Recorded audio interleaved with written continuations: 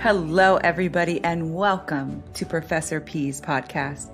I'm Natasha Palumbo, aka Professor P. I'm known for evoking the essence of spirituality by bringing the energetic fire, activating the mind, and speaking the truth. I'm so honored that you are here with us today. I thank you for joining. This podcast is focused on entrepreneurship, empowerment, and energetics. You're going to find a wealth of information inside, guest speakers, and the elixir, a dose of energetic power. So let us join in on today's podcast. Hello, everyone, and welcome back to Professor P's podcast. I'm so excited for you to be here today. Now, you know I stay excited. This is just how I wake up on 10. Listen, not all the time, you guys, but I do stay pretty excited, and I'm excited to bring another guest speaker to you. Before I bring him on and tell you all about him, I want to just continually give you my mad love. Thank you always for sharing out. Thank you for your likes, your subscriptions, all of the wonderful love you send my way. I'm always so grateful. So let us jump in. So today I have Kevin Breckenridge. Kevin is the founder and CEO of 317 Capital LLC and leads the investment management general partnership in creating and executing its investment strategy. As a member of the general partnership, he oversees investor relations and assists with acquisitions. Kevin is an experienced real estate entrepreneur and started his career in the real estate as an economic development intern for the Mayor of Cincinnati in 2018, when he was a senior, just a senior, you guys, at the University of Cincinnati. He worked in that capacity on the Banks project. This was a transformational mixed-use waterfront development project where he helped market and sell the Cincinnati as a place to do business, the Banks as a prime business opportunity to potential investors and business owners in the retail, hospitality, entertainment, and multifamily industries. Now, in 2010, he became a licensed real estate agent in Washington, D.C., Maryland, and Virginia, where he would go on and found his own real estate sales and development company, broker millions of dollars in transactions, develop $1 million plus properties, and serve the community and real estate industry in several capacities, including member of the board of directors for Washington, D.C. Association of Realtors for 5 years. Kevin is a licensed associate real estate broker with eXp Commercial in Washington, D.C. and Maryland. He has extensive experience in residential and commercial real estate and is well-versed in many areas of real estate space, including, but not limited to, seller representation, buyer representation, investor representation, landlord representation, development, raising private capital, syndication, brokerage, advisory, research, and asset management. He holds a Business of Bachelor's of Administration from the School of Carl H. Linder, business with a major in accounting and a minor in international business. Woo! That is a mouthful, but there's more. In addition to being the founder of the Multifamily Investors Collective, as an exclusive online community for multifamily real estate investors, Kevin Lee routinely speaks, teaches, coaches, and mentors real estate investors, business owners, and entrepreneurs to help them create, grow, and preserve wealth through multifamily real estate investing. Kevin lives in Washington, D.C. area with his wife, Albany, and their 2 beautiful children, Amelia and Chase. Kevin, dang! This thing, it scrolls like it does the date on my phone here. Which you know how you scroll the date. Anyways, listen, let me leave the jokes on. Kevin, thank you so much. This is really outstanding. And you're a young man too. So you don't have to tell us our age, but I know you're a young man because I'm looking at you and I can tell you. Everybody seems younger than me now. No, let me get my little old life together. So this is amazing. But thank you for being my guest today. I'm so excited that you're here. I am very excited for my listeners to learn more about you. Now, I know you didn't arrive just like this, so why don't you tell us a little bit about your story and kind of how you got to this amazing, accomplished point of life? Thank you, Professor P. Thank you. I appreciate, first, I want to thank you for the opportunity for having me here today as a guest speaker on your podcast. I've been following you for a couple of years, and although we haven't been able to engage a lot, I can tell you that the one-way engagement that we get through social media, one thing I can say for sure is Professor P always comes with the energy.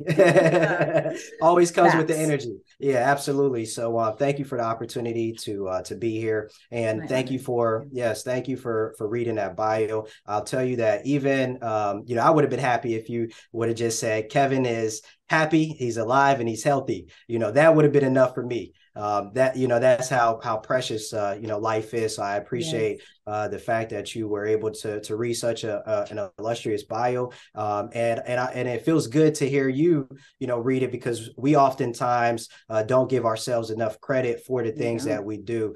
So I appreciate, just hearing and being reaffirmed as someone who, who has done a lot of work, who continues to work hard. And it feels good being appreciated for your accomplishments. I can definitely tell you, I definitely didn't. I definitely didn't come out the womb, with all of those accomplishments. I actually came out. It was interesting. My background started off rocky. My mother, she met my father while she was a street vendor. He was a street vendor. She was a street vendor, selling, knickknacks and, keepsakes and clothing on the streets of Washington, D.C. And actually, my mother at the time, she was living in a rooming house, basically renting a room. And when she met my father, he was homeless. And so she told him about where she was renting a room. He started renting a room at the same place. One thing led to another. And that's how I was conceived. And Wow. so my life story started off rocky because they didn't have a relationship. And just a couple of months after my mom finding out that she was pregnant, she left off to Germany because she had two sisters who were in the military stationed in Germany. So she left for Germany. She came back around month 6, month 7. And by the time she came back, my father was already gone. He had bounced and left for California. And shortly after she came back, she had me. She started to get rumors and hear things about what happened to him.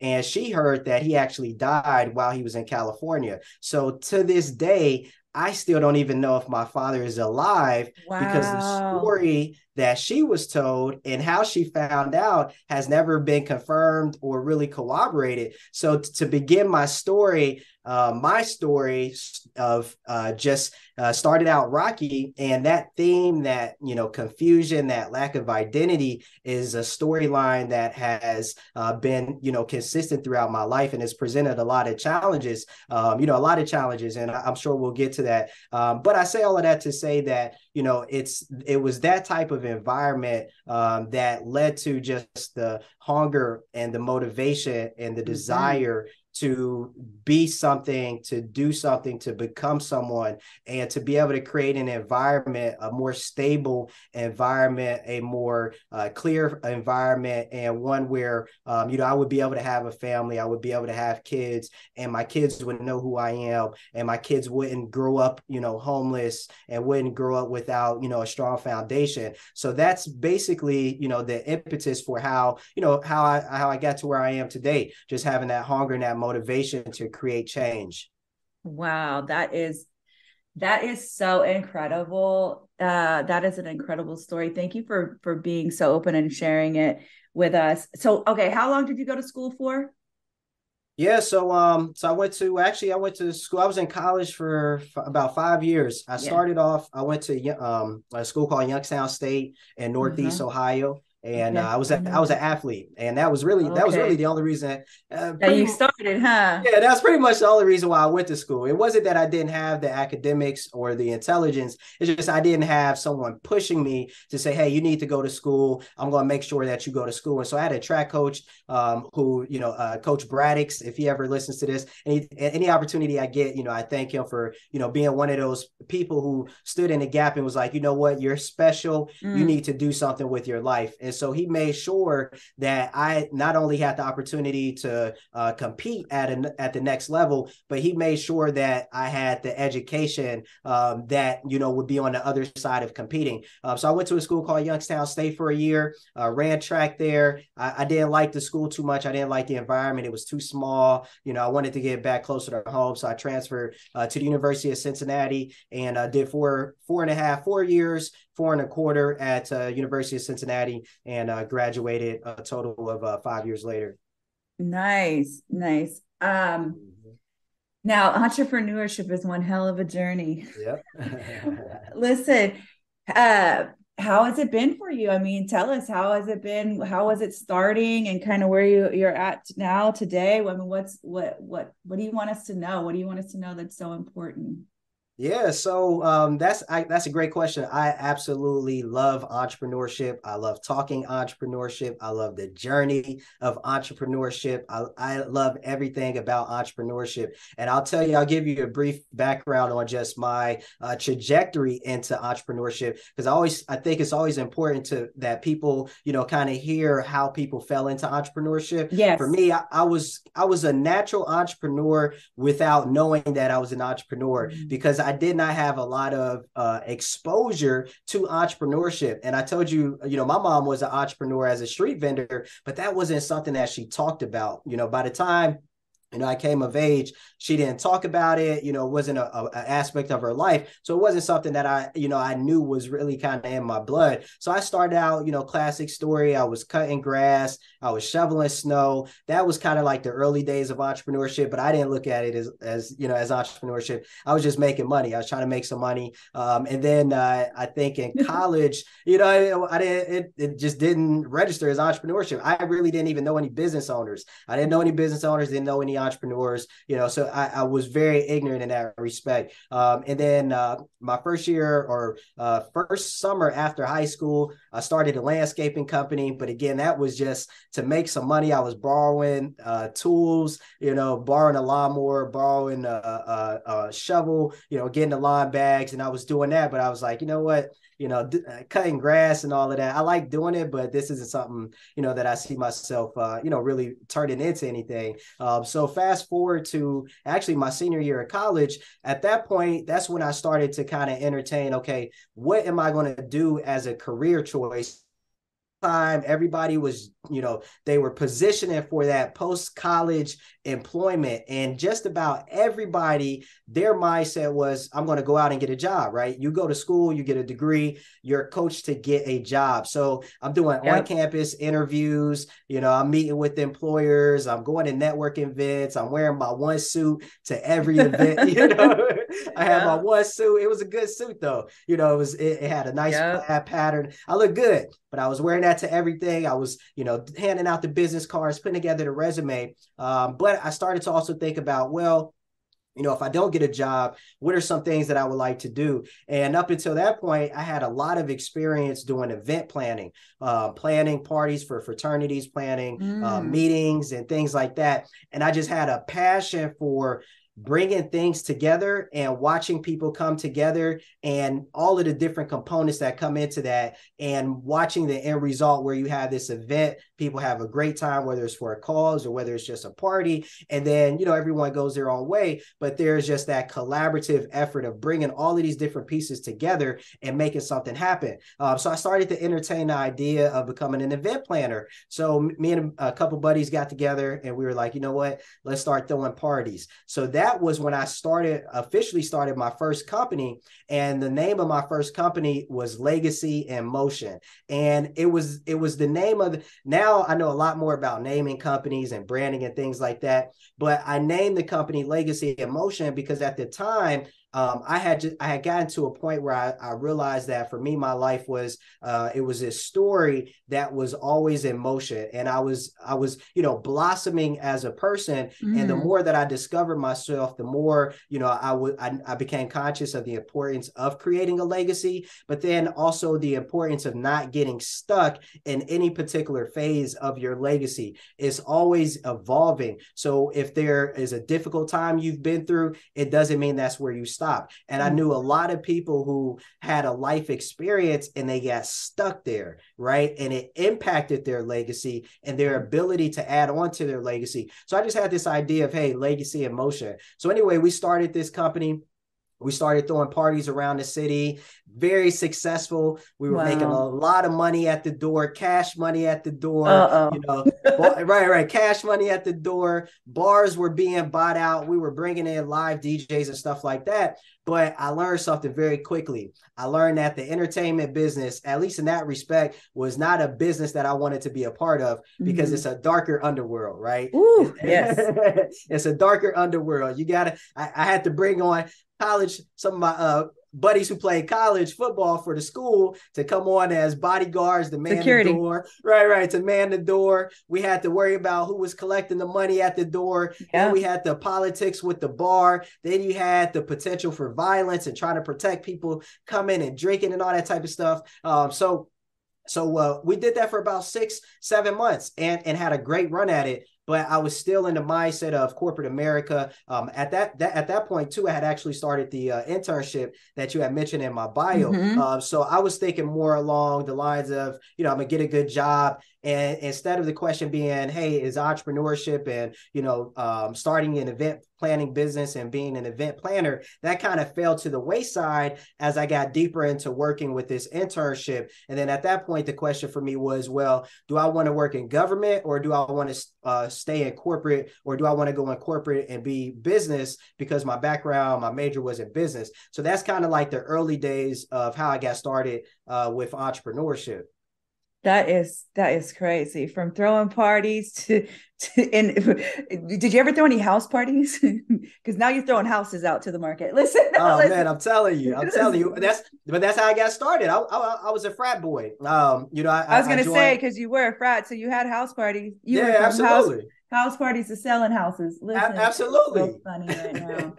Absolutely. But there was this. But you know what? All that underground work right there taught you a lot, though, how to manage different things, organizing, bringing people together, networking, all of that I'm sure you use a lot of today. So fast forward to today, you've been in business how many years now? Refresh my memory from the bio.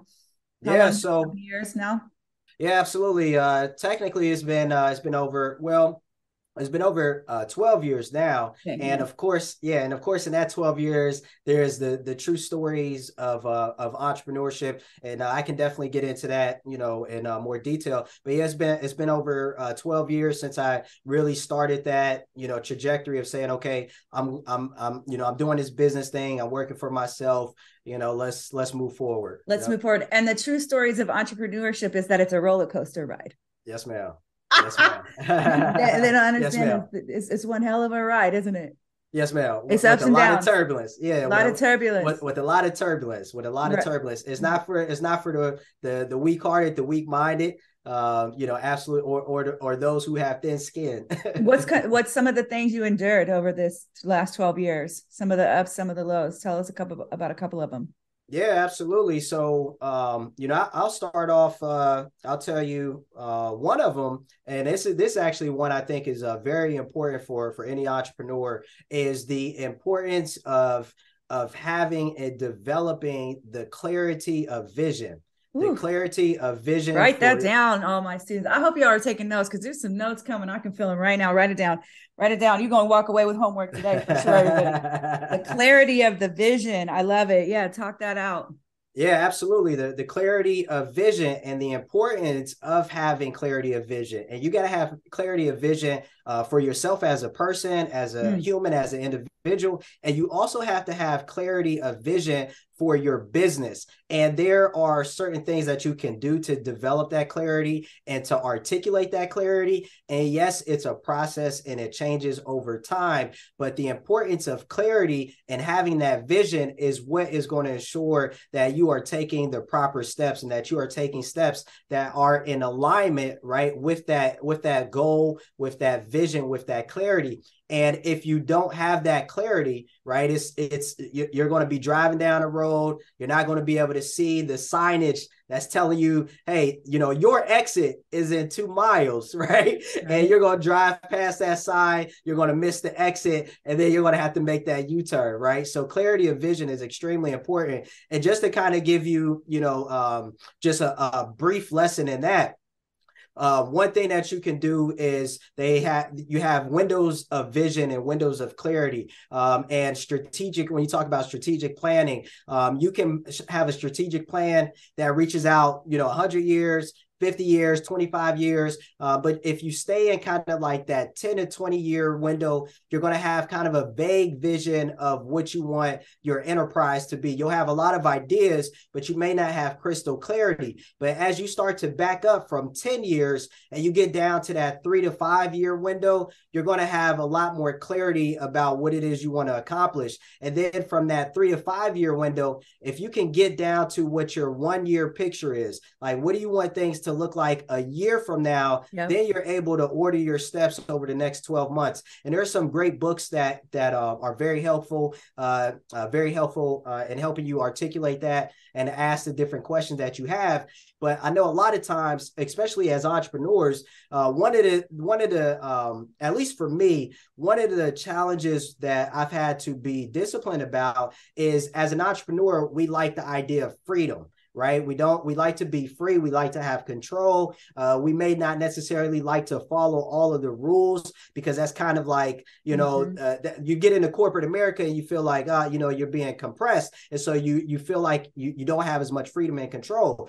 But when you're building and you're creating a business, there are certain things that you need and there are certain things that you have to do. And one of those things is you have to have that written business plan, that business model. Now, there's a whole nother conversation on that about the complexity of the business model and the type of business model that you need. But at a minimum, you need to know where you're trying to go, at least in the next 1 to 3 years. The business model is the one I promote the most, for sure. The business model canvas you definitely want to be doing. And all of those who've ever been under my entrepreneurship teaching know that I'm not a big fan of the business plan.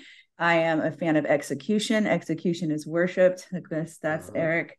That's Dr. E.T. And I am a huge fan of the business model canvas, though.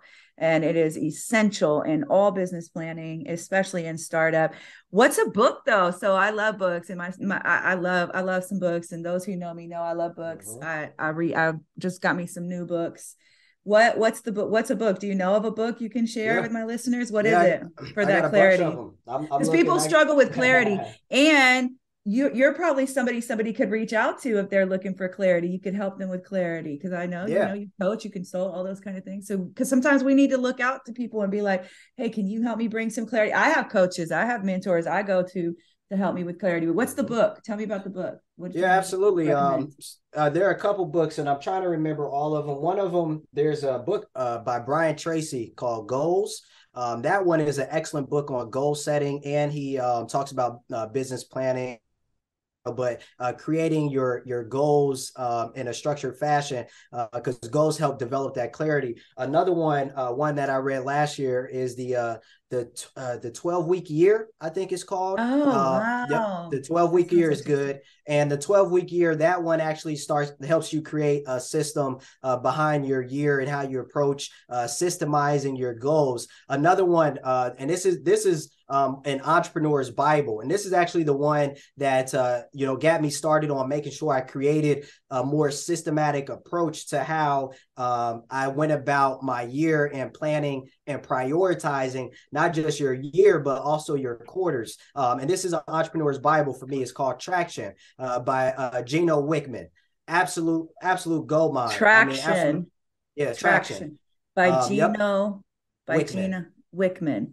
Traction by Gino Wickman. I'm gonna have to look that one up. I don't think I've ever heard of that one. I'm gonna have to grab that one and read it. But that's amazing. It's a great resource. Between Traction and the 12-week year, that's going to give you a full 12-month, planning model that you can work on, and one is going to give you the long range to medium range down to a year, and then the 12-week year is going to force you to take your 12-month planning and into stretch 12 that weeks. into 12 weeks, right? Wow. So that you're able to get more done over the course of the year. I love it.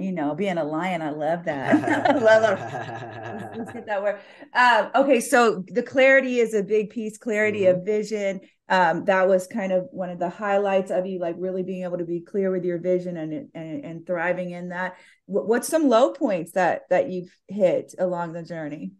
Yeah, and so I'll come back to that. So the reason why I mentioned clarity being important is because what happens with a lot of entrepreneurs, and this is something that I actually received confirmation of through a book I was reading. It's called Mistakes Millionaires Make, and it's about an entrepreneur who started a business, made a ton of money, and there were some mistakes that he made, and it cost him his business. And so he went on and he profiled different business owners, entrepreneurs, and interviewed them about the different mistakes that they made. And one of the mistakes that's commonly cited is we make our businesses too complex, and they become too complex because we don't have the strategic planning, we don't have the clarity of vision, we don't have that more methodical process, and so we start a business and we kind of lose control of it. And so that's one thing that happened to me.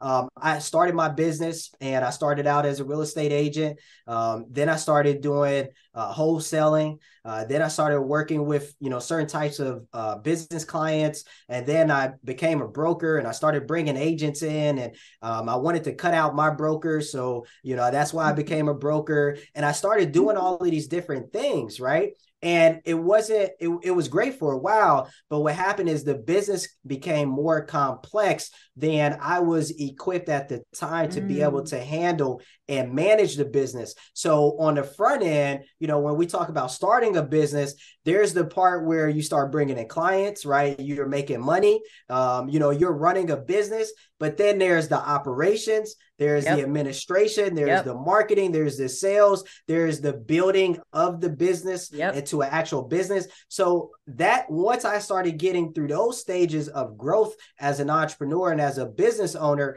it was forced upon me when it was too late because the business had become too complex. And so instead of me being able to adapt to that fast enough, and at the time when I was capable of doing it, and by capable, all of the finances were where they needed to be able to bring in the leverage, for me to do all of these different things.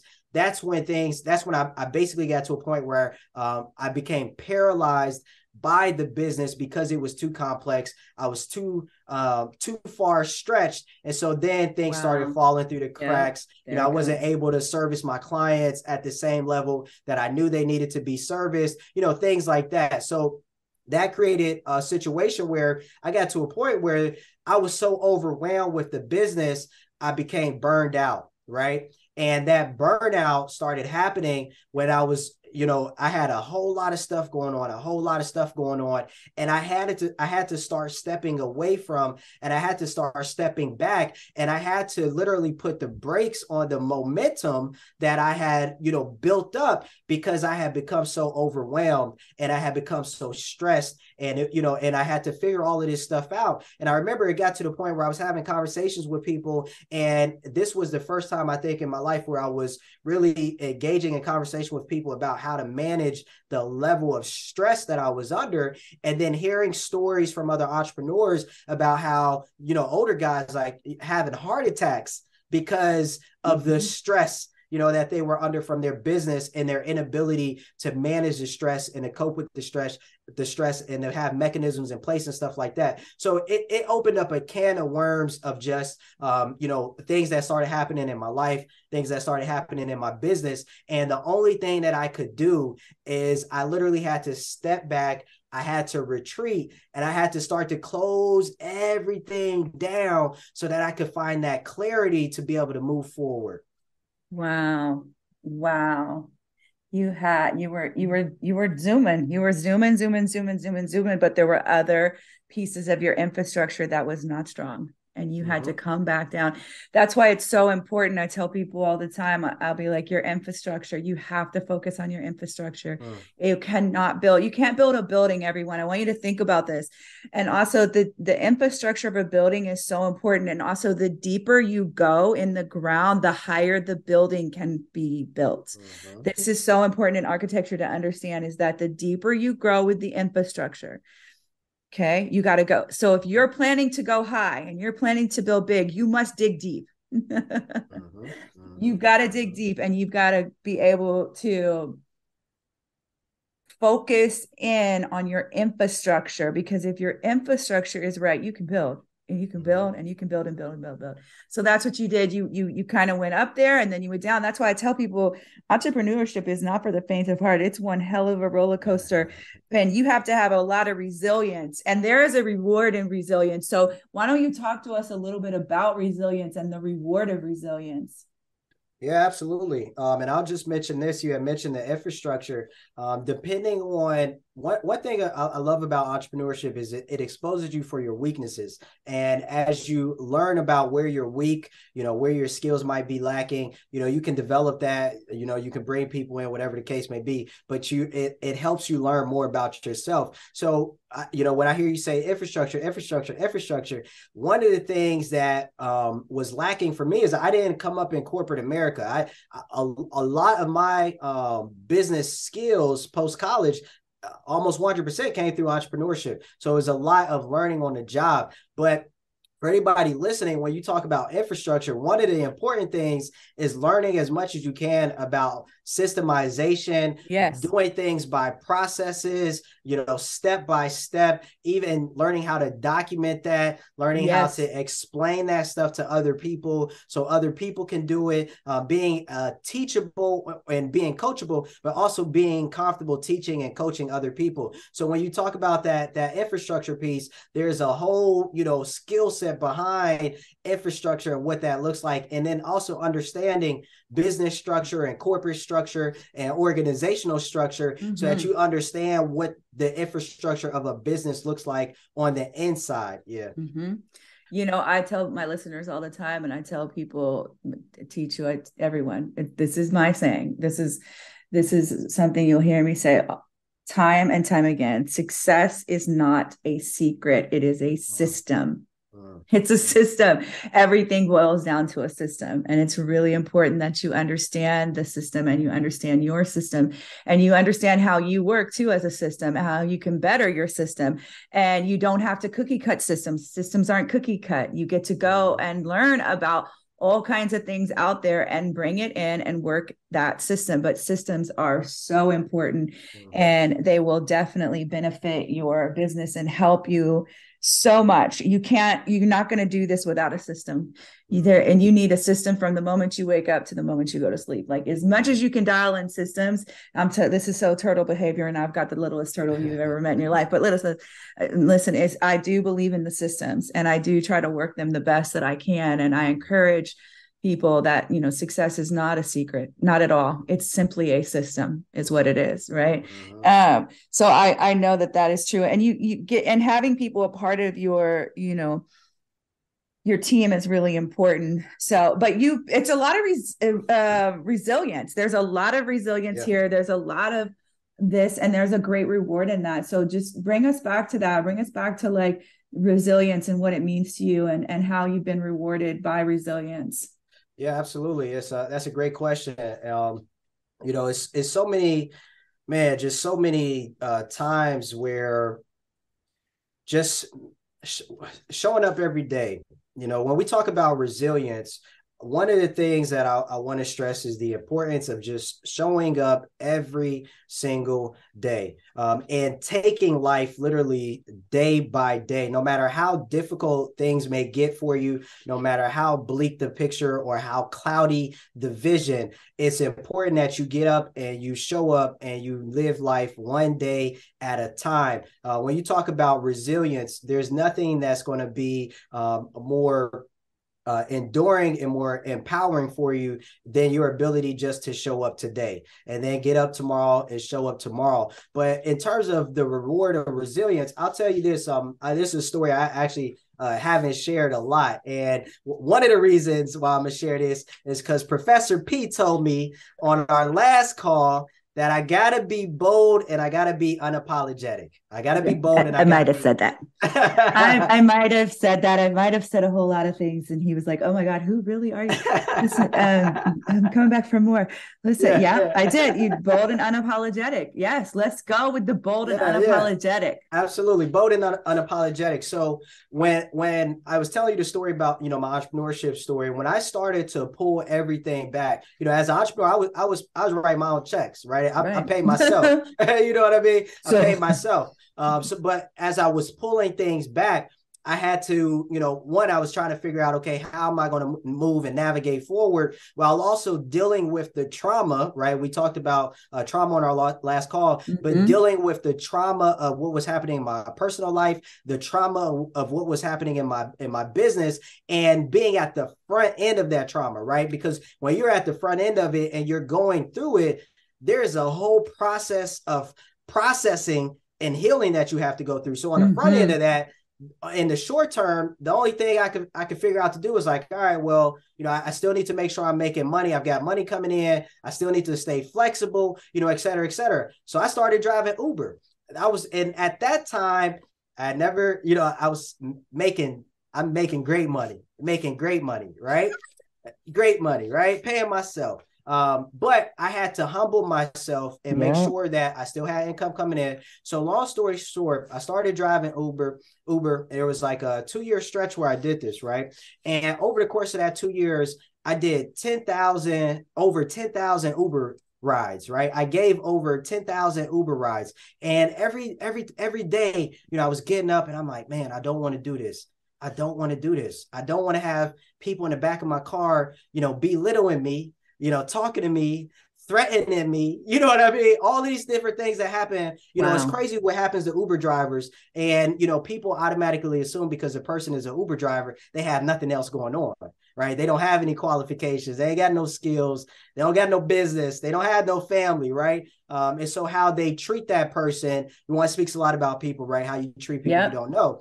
But and then on top of that, I'm like, man, and this isn't the first time I had to humble myself, right, to get a job or to work a menial job. So it's nothing that I was foreign to, but that did not prevent the emotion and the feeling of knowing that, hey, of course, I'm college educated. Right. I'm cashing 5-figure checks. I'm creating 6-figure profits. I'm down here politicking with mayors and city officials and things like that.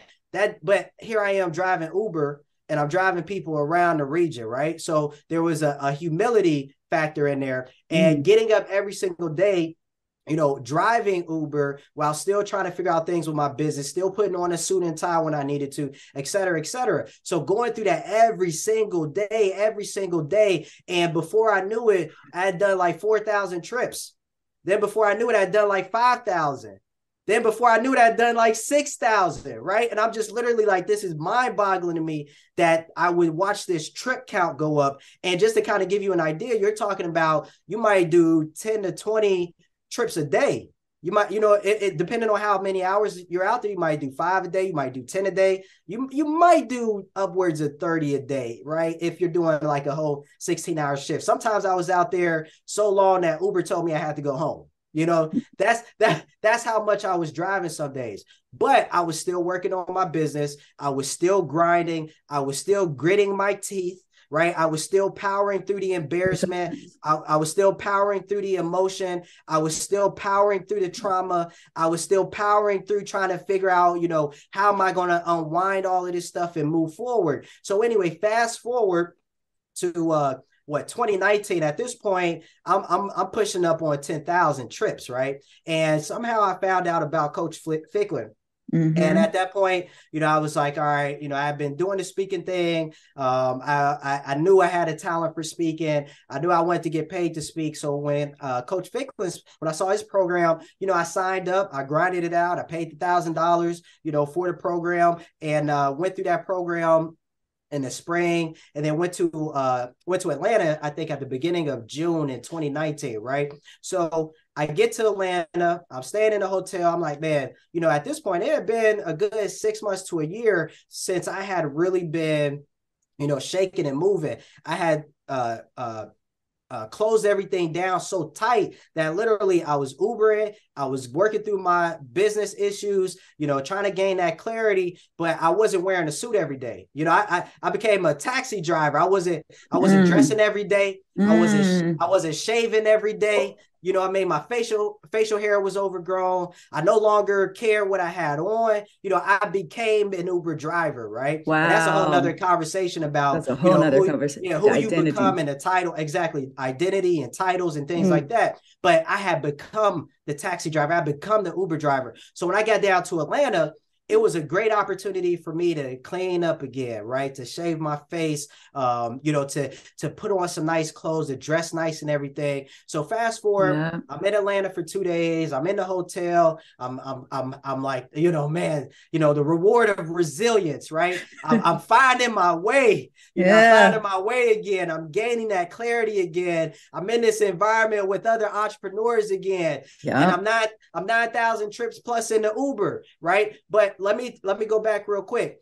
Before that 9,000 trips or wherever I was when I found Coach Ficklin, I would not have found him had I not done those 9,000 trips, because I wouldn't have been in the mental space. I wouldn't have been in the mode of researching and finding out and connecting to have even gotten to Coach Ficklin had I not done those 9,000 trips, right? And I can continue to give you examples of how those trips, I was connecting with people, having conversations with people that was helping me get through my trauma and get through my experience. So I'll give you one more example of that as I finish this story. So as I'm in Atlanta, I'm finishing up in Atlanta.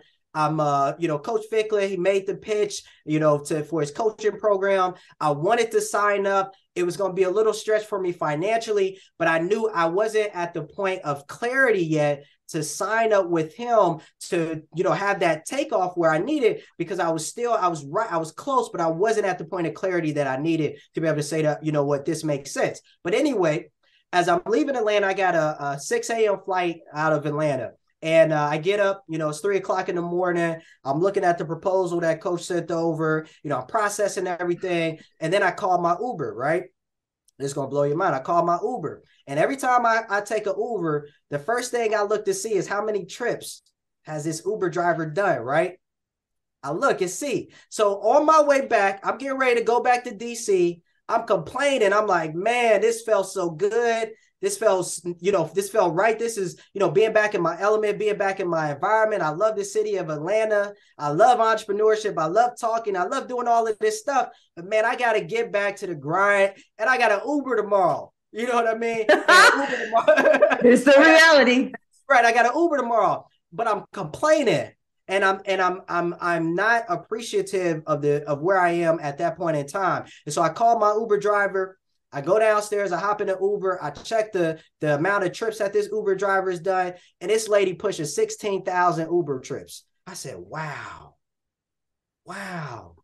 She has 16, almost double the amount of trips that I'm at, almost double. And here I am complaining about my little 9,000. She pushing almost 17,000. So anyway, I get in the car. It was a wonderful ride to Atlanta or to the Atlanta airport. And this lady breaks down her whole life story, her whole life experience, how she found herself driving Uber, how Uber has allowed her to find her space, to find her direction, and how she's driving Uber to get to her next destination, and how she ain't got no problem. She ain't got no problem driving Uber at 2, 3, 4 o'clock in the morning and making her money so that she can move on with her day and doing what she got to do. And I'm sitting there in the back like, yeah, I hear you. I'm taking it in. I'm receiving it. But at the same time, I'm like, thank you. I needed that. Thank you. Right? So the reward of resilience, it's a journey of endurance. It's a journey of commitment. It's a journey of passion. It's a journey of being tested and being verified for you getting and obtaining the things that you say that you want. if you want something and you say that you want it, one thing we have to do is we have to remove any preconceived notion or idea about what our journey is going to be on the way to and en route to this destination. And there's no telling what you're going to have to experience. But if you don't get up every single day and do those trips and run those miles and run those laps and have that strength of resiliency, that strength of endurance, you're not going to get the reward on the other side. And that reward is going to be multifaceted. It might be a conversation. It might be a book. It might be enlightenment. It might be an idea, right? It might be a memory. That reward is going to come in so many different ways. And all of those ways are designed to help you continue on your journey to the next reward. Hands down. I love God. I swear when God does things, I'll be like, look at God. Look at what God did that. Everything is divinely orchestrated, all of your time. And the more you awakened to that, the more clarity that was able to come for you. I mean, you were sent to go see how people treat people, number one, so that you continue to know how not to treat people like that, right? You were out there as somebody to listen to those people and safely transport them from one location to another. I mean, even just safe transportation alone. I don't even think, the Ubers, I've had some crazy Uber drivers. I don't really do Uber because one scared me so bad. Y'all already know you got crazy drivers out there. But to see this woman who was like, this is fantastic. I love the whole attitude change. Right. You need to kind of have your attitude changed up a little bit. And here God sent this woman who had clocked in way more than you had and was as happy as she could be and was excited to where she was going. She wasn't worried about where she was right then because she already knew where she was going. And she was using that as a pathway on the journey, right? That this was a part of her journey. And there is such a sweet reward in so many things. Just like you said, I'm glad you brought that out because it's true that there are little pockets of rewards along the way, but we are resilient people and we bounce back and we go through things and we get to continue on. And all that builds us for what's waiting for us. It's all instrumental. Nothing is wasted. You cannot fail. That's an illusion. You cannot fail. It's an illusion. You can't get it wrong. You going through all that time was not getting it wrong. It was all part of your plan because all things work to the good. All of that continues to work to your good today, right? So now a lot of people like to get into real estate and you're going to give them one little piece of wisdom. I swear this is the year of this. I've never seen more people. What do you do? Real estate. Everybody does real estate. Everybody wants to be in real estate. Now you've been in it a long time. So you not let the fresh new real estate. What you doing? How long you been? Oh, I just started, I mean, what is the big, everybody wants that big money. They think that big money, but that's hard money too. I mean, that's not just easy money. But let's just say your little wisdom out there for those who are maybe interested in real estate. What's a pearl of wisdom before we get ready to close out? What's a pearl of wisdom? Yeah, absolutely. I'll give you a couple pearls of wisdom. One, I remember when I first got into the industry, it was a little after the '08 crash, and there was a lot of conversation about how things looked during the '08 crash. And one of the things that they said right before things crashed, everybody was trying to get into real estate, and it was easy for everybody to get in real estate. And you had people who had no business investing in real estate, and then it crashed. So in one way, it's kind of like that.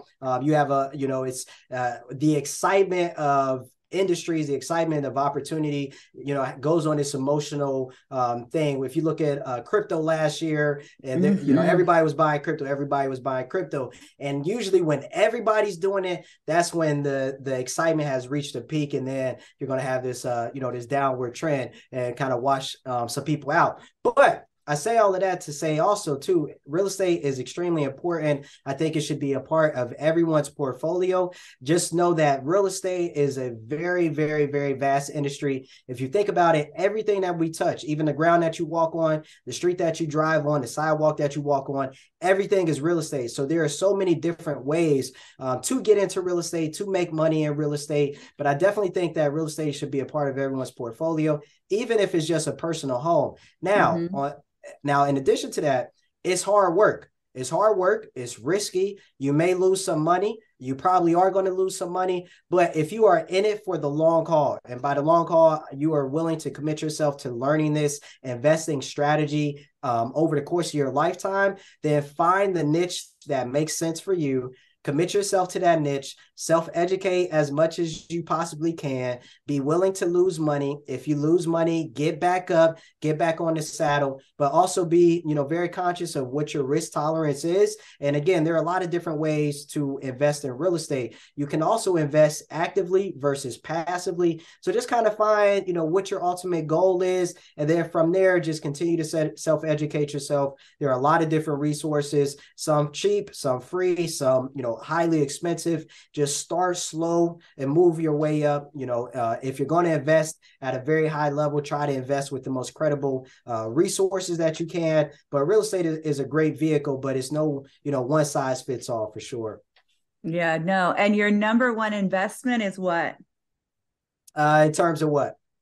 What's the number one investment? If you came with Coach K, you should know this. What is your number one investment? Oh, absolutely. Invest in yourself. Yeah, there it is. Absolutely. Okay, absolutely. We made Coach K proud. Absolutely. Invest in yourself. Absolutely. Your number one investment is in self. Absolutely. You gotta invest in, as they say, what's between the ears. Absolutely. Your mindset. And that's what you continue to do. You continue to pursue knowledge. You continue to read books, right? We've shared several of them out. That is it, everyone. I tell you this all the time. Evolution and growth over a lifetime is the pursuit to mastery. And there is a reward in resilience if you faint not. And if you are going to join us in this entrepreneurship journey, I want you to know something. It is not for the faint of hearts, but it is one of the most rewarding journeys you will ever be on. It is one that is not capped. See, all the rest of the careers out there are capped, my friends. There's a certain income limit that you can only make. That's it. That's as far as you can go. But in entrepreneurship, the sky is not even the limit.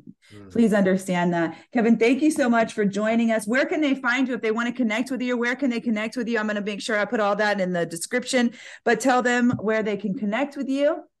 Yeah, absolutely. So you can find me on every major social media channel. I go by, you can search by my name or by my social media handle. It's Legacy in Motion, and that's LEGACIEIN Motion. And that's on every major social media outlet. You could also go to my website. It's Kevin, S as in Sam, Breckenridge.com. And that's it. Easy to find. I love that you've kept Legacy Motion as your signature. That's your self-brand. So one of the things I teach is self-branding, and I have my students do a self-branding exercise where they ask, 5 to 7 people to describe them in 3 words. And then they create a mantra, and they create a logo, and they create, their goals. They write an empowerment statement. It's a whole fun activity. And that's kind of what you have there. It sounds like you have a little self-brand that originated back in the day. Yeah. You was house partying it up. Yeah, partying it up, having a great time. And yeah, absolutely. And Professor P, man, thank you for the opportunity, and thank you for everything that you do. I know you have a large body of work out there that it's going to take me some time to be able to kind of claw my way through. But thank you for what you do for entrepreneurs and empowering and educating entrepreneurs. I mean, you drop gems after gems after gems and say, hey, I'm teaching them this, I'm teaching them this, I'm teaching them this. So, of course, I know your listeners know how valuable of a resource you are. I love them. So yes, absolutely. So thank you for being a presence and a light and a resource. And just thank you for having me. I really appreciate it. Thank you so much. I definitely appreciate you. We're going to be watching. I see great things for you, which I've already spoke over your life. I'm excited about where you're going. I'm excited about the legacy that you're building for yourself and your children. I'm excited. I'm going to speak this over him. So I've already spoken over him before everyone, but just in front of everybody, I've already spoken the fact that this is a man leading other men, particularly his voice is coming more boldly and more unapologetically forward. We're calling that blessing over him today even more. You have a rich story there. A rich story is always one that is set to be shared because others are hungry and you are sitting there so rich. So I encourage you to feed out that beautiful story. And as you do so, you will find your own self and your family continuously fed. So thank you for joining us today. Thank you everyone for listening. Make sure you get connected with Kevin and go out there and walk on that real estate. Hey, I'm after land personally, but we'll take that one for another day. Everybody, thank you for being with us. Kevin, it's been amazing. It's been my pleasure. Thank you. Thanks everyone for listening today. I hope you received a lot out of that episode and are feeling energized and ready for whatever lies ahead. If you did enjoy it, I'd appreciate it if you'd share it out. Thank you in advance for doing so. Please also connect with me on social media, Instagram, LinkedIn, Facebook, Natasha M. Palumbo. And until next time, be encouraged, be empowered, and as always, be well.